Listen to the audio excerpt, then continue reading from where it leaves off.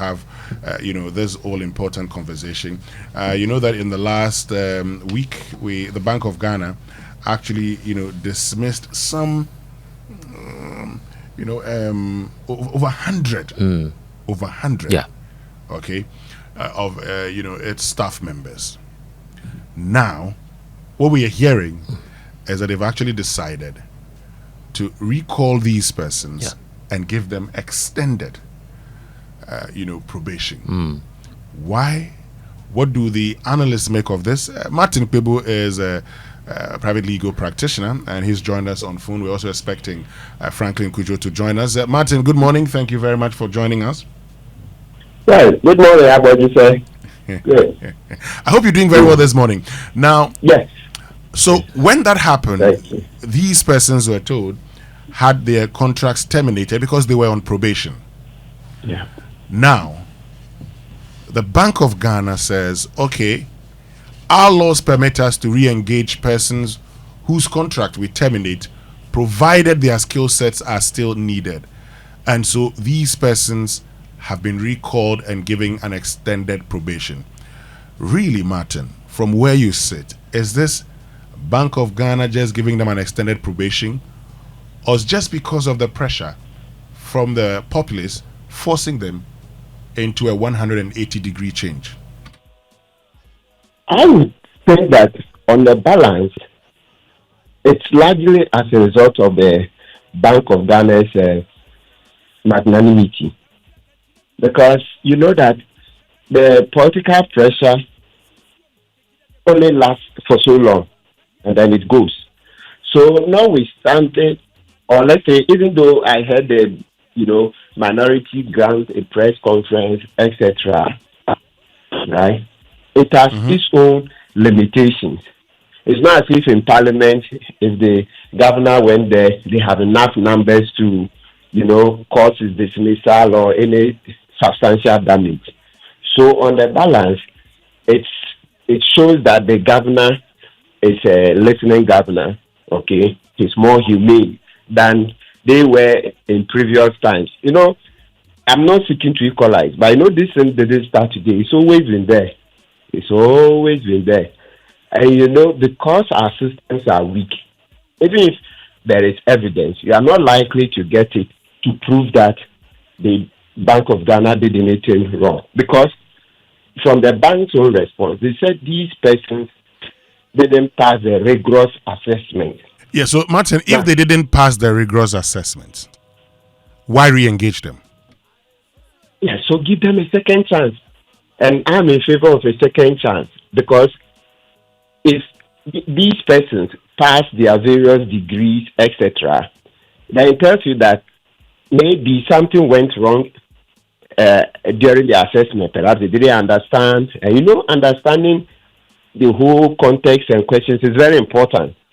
So the key thing is that once they got their qualifications from their various universities, etc., an assessment to enter a bank cannot be more difficult generally, because I don't think after appointing them, that's when they are now going to do difficult aptitude tests, right? So on the balance, I will go with the bank that is very humane. They've been humane. It's good. It's commendable.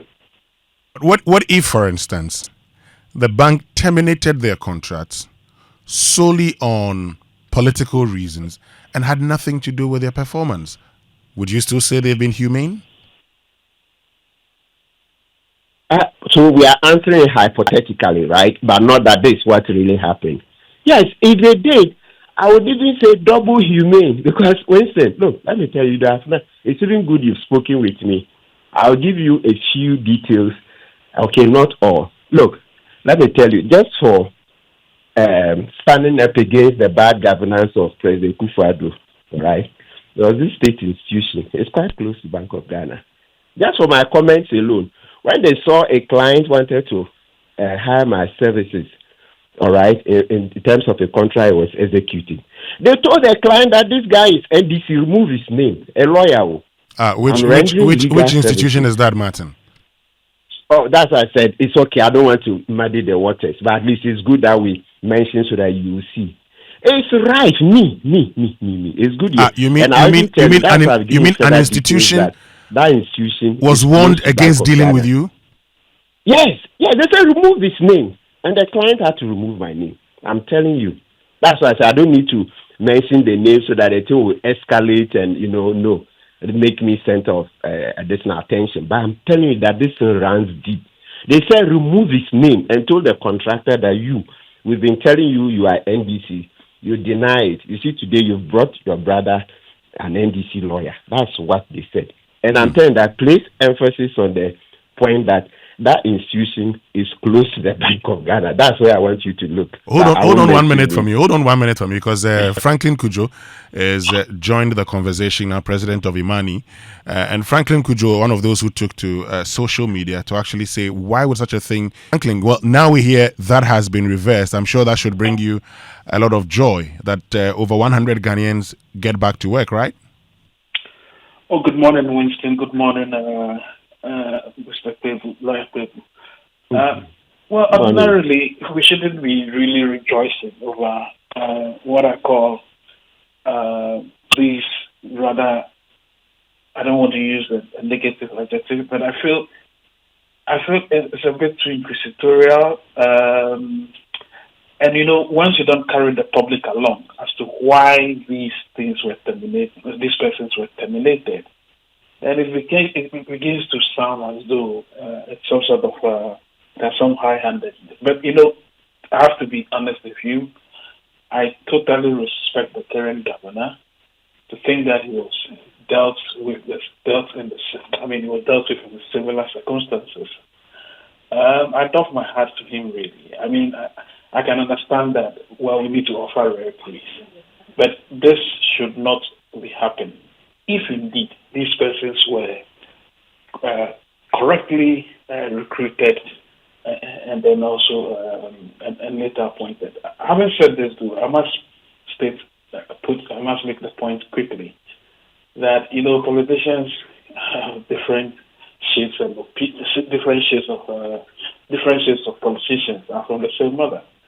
I mean, to think that this happened in 2017 to a number of previous appointees of the current administration tells you that it's a cyclical thing that we need to stop. I don't think it helps us at all. I'm aware, deeply aware, haven't made this post public, by the way, I'm deeply aware that some institutions, there are all kinds of high-handedness in recruiting persons, not necessarily the date, but even the kinds of people that were eventually recruited into the service. I don't want to mention certain names, but I'm reliably informed and I have strict evidence to show that some of these persons who were appointed and recruited were below par. They just dumped them, all of them there. An administration that was in its twilight days shouldn't be doing such things. So, look, I can't say that we shouldn't thank the current BoG leadership, but at the same time, I'm asking myself, when will this stop? I think it will stop when we know publicly how recruitments are done into public service, and indeed how persons are, and even the perks they receive. And we must also chart a path which includes a productivity list. We should know exactly what these people are performing. Because, truth be told, some of them are also probably, how do I put the word? They could actually be redundant, essentially meaning that they don't really have jobs to be doing at certain institutions, right? So they are overstaffed. I know of Ghana Gas. How can an institution like that have close to 1,200? Why? Are they also producing gas themselves? It makes us believe, really. So we see all these innumerable, high-handed political appointments or recruitments, which are quite nauseating. And I think we should also address that. Otherwise, the only way we can stem the tide is to make public. We should know all these things. It shouldn't be some people are going to speak to somebody, and then all of a sudden these things people are recruited and all that. It's completely, unbecoming of a so-called civilized republic. Great, but Franklin, making the point that some people were below par. If a person is below par, why should that person be maintained in a job that he or she is unqualified for? Exactly. So careless. You see, you carry the public along. I mean, clearly speaking, if some people, unless of course you have such oath of secrecy or whatever, you don't want to let people know. But look, if I have my back against the wall and people are pressurizing me that these persons were legitimately recruited and appointed, why not put it out? Put it out. Put their CVs out. Put their what's it called? The process of recruitment. Put it out. I mean, other countries do it. Singapore, other African countries, Botswana, they do it. My friend Bugolo, when she was recently, I think when she was appointed, she's been she saw several portfolios in the Botswana government. All these things are published, and we get to know. So let us know exactly what's happening. It's the same thing with the Chief Justice. Why should we have the president appointed and then somebody crying foul that they're trying to remove her? Let the process be open. Let's have open, how do I put it, recruitment process. In Kenya, that's what is done. They narrow down. It's a live broadcast of the interview of the potential CJ, even before the president. So they just hand over whoever tops the list to the president, and the president just appoints. That's all. Until we do these things openly, the question you're asking will be difficult to answer. How do we know that these persons are sharper? Yeah, we should have them there. We should have the records there. I mean, that's the only way. After all, it's our public money. So anybody suggesting otherwise, I really would not agree. Let us stem the tide of. Let's even ask ourselves, what is the optimal capacity of these institutions? How many people should work at the Bank of Ghana? How many people should work at Ghana Gas? How many people should work at the GI? We need to know these things. Once we have these benchmarks, all these unnecessary deviations and the distractions will cease.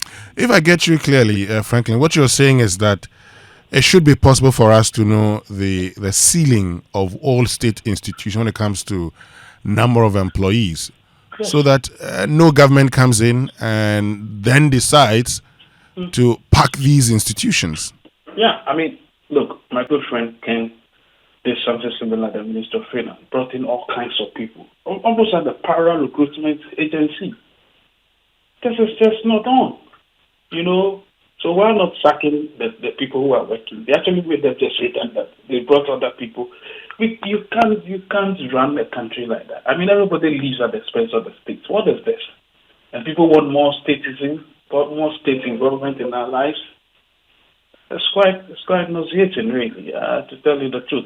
I think the best way, as I suggest, and I'm sure other people will back me, let us ask ourselves, what is the optimum capacity? I mean, Joy, don't you do that? Yeah. Private organizations do that. And we pay taxes to the state. Why should the state be living at our expense and be acting recklessly? I don't understand it.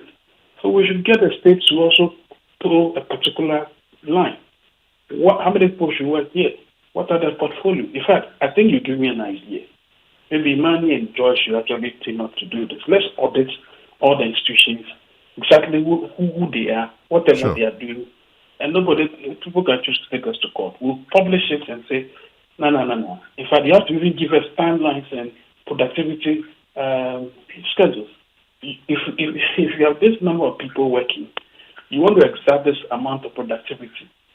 So that if you don't add value to the bottom line of the economy in one way or the other, well, you don't have to exist. And then we yank you off. I get you. I mean, that's something we should do. I mean, we'll talk after the show. But sure, Martin, please.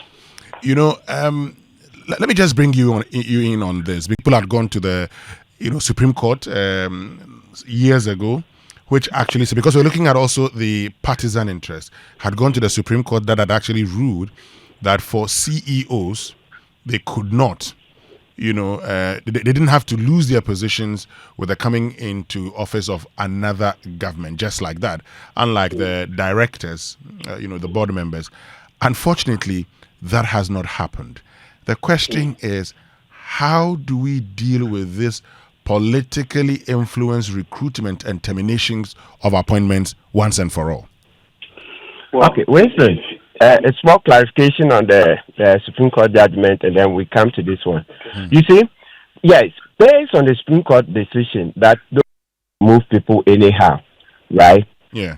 When this government came, it turned out that some of these public institutions, the affected officers, had contracts that had a clause that said that you could be terminated and then given 1 month salary in lieu of notice. Yes, Winston, I'm telling you. Okay. Some of them had those clauses. So that's not a breach of the Supreme Court decision. It's what's in your contract. The Supreme Court was simply saying that use due process. So meaning that if the person's contract says it doesn't have a clause that just sack him and give him 1 month notice, then it means don't do it.